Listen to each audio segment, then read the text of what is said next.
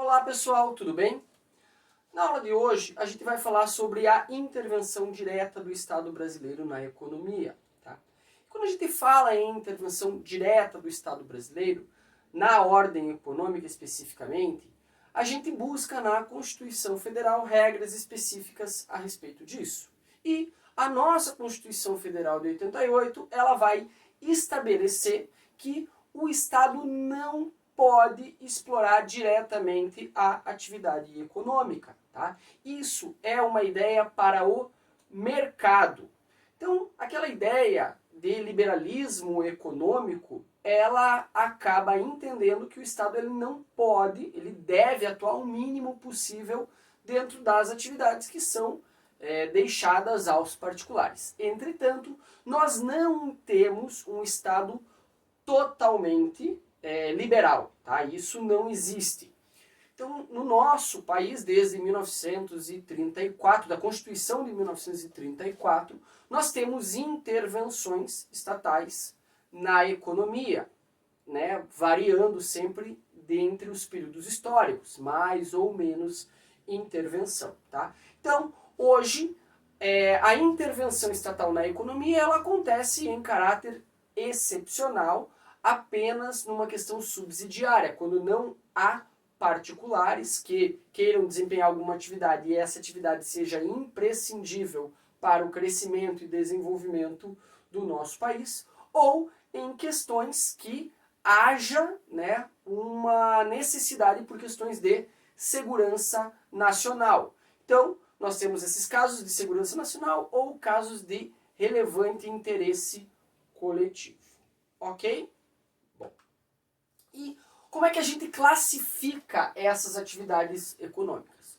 Primeiro nós temos as atividades econômicas em sentido estrito, que são aquelas atividades eminentemente dos particulares. Atividades que são típicas de mercado e que os particulares elas exercem livremente. Tá? Sempre essas atividades vão envolver produção, circulação e consumo de bens ou de serviços, ok?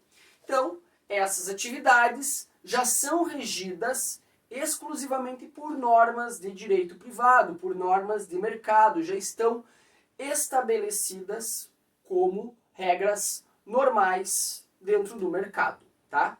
Então, a gente não vai impor aos agentes econômicos, aos particulares, um atendimento que seja de caridade, alguma coisa assistencialista, tá? Que vá atender a necessidade de pessoas que não tenham a possibilidade de adquirir aqueles produtos. Então, por exemplo, a Ferrari não tem nenhuma obrigação, tá, de fazer com que o veículo dela atinja camadas mais pobres da população. Uma regra de mercado. Quem tiver os milhões de dólares necessários para comprar um carro daquela montadora, compra. Quem não tiver, não compra. Regras eminentemente de mercado. Ok? Então essa é a atividade econômica em sentido estrito. E nós temos também os serviços públicos, tá? E o serviço público vai ser toda a atividade que daí é prestada para o atendimento dessas necessidades do Estado ou da sociedade. E ela é sempre realizada sob o regime de direito público, tá? E aqui sim, deve ter o objetivo de atender todas as necessidades da população, todas aquelas necessidades que a população precisa para ter uma existência digna. Esses serviços são essenciais para garantir essa existência. E aqui, sim, os serviços públicos devem ter esse caráter caritativo e assistencialista. Então, o Estado sempre deve pensar que todas as pessoas devem conseguir atingir esses serviços. Todas elas devem poder conseguir esses serviços para que eles tenham uma existência digna. Tá? Então, esses serviços vão ser prestados normalmente pela administração pública. Então o Estado vai pessoalmente desempenhar essas atividades para conseguir atender a esses objetivos. Entretanto, em alguns casos, o Estado pode delegar esse serviço para particulares. E aí vai ter um procedimento próprio, né, normalmente por via de concessão ou permissão, onde se faz uma licitação pública, né, buscando que os particulares que tenham interesse em desempenhar esses serviços vão desempenhar pelo Estado. Entretanto, se os particulares estiverem desenvolvendo essas atividades de serviços públicos, tá? As normas que eles devem seguir sempre serão aquelas de direito público, ok? Então eles vão atuar, né? Como se Estado fossem, apesar de serem particulares desempenhando essas atividades, as regras, as normas vão ser aquelas de direito público, ok? Bom, questão da segurança nacional que eu havia mencionado.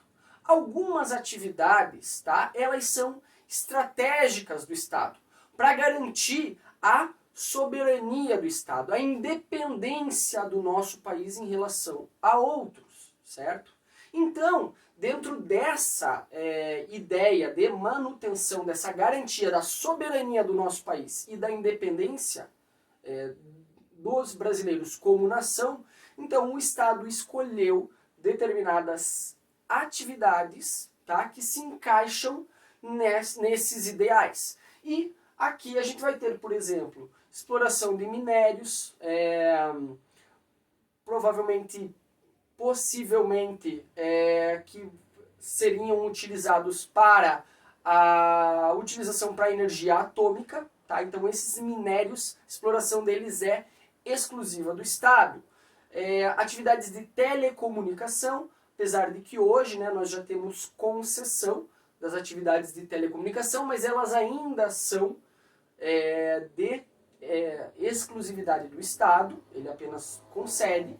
Abastecimento de energia elétrica também, né, nós temos sociedades no sistema de sociedades de economia mista.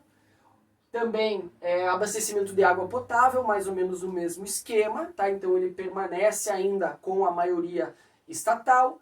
Exploração de combustíveis fósseis, o petróleo, também é, né, considerado uma questão de segurança nacional. Só precisamos entender que esse conceito de segurança nacional, ele é um conceito político. O que isso quer dizer? Que é um conceito jurídico indeterminado. Esse conceito jurídico indeterminado, na verdade, é algo mutável, ok?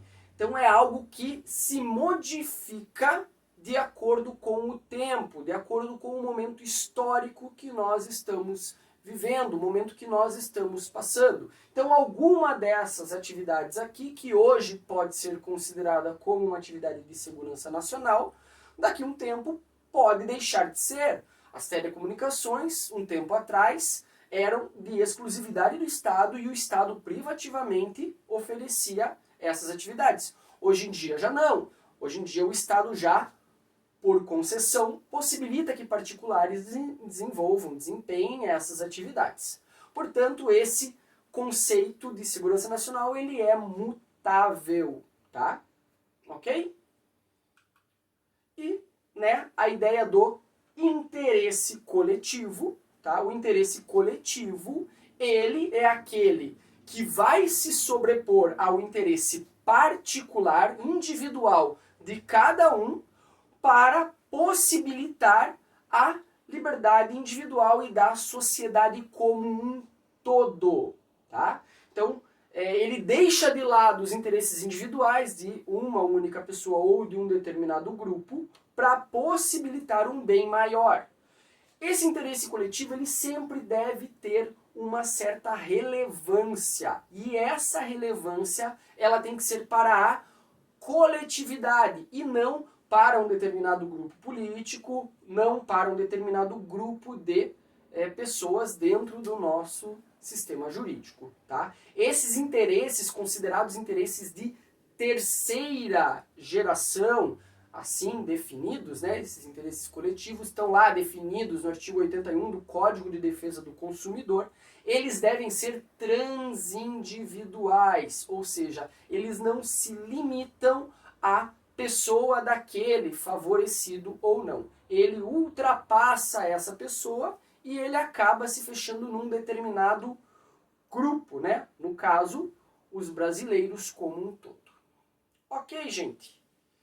Então, hoje ficamos por aqui e até a nossa próxima aula. Um grande abraço a todos.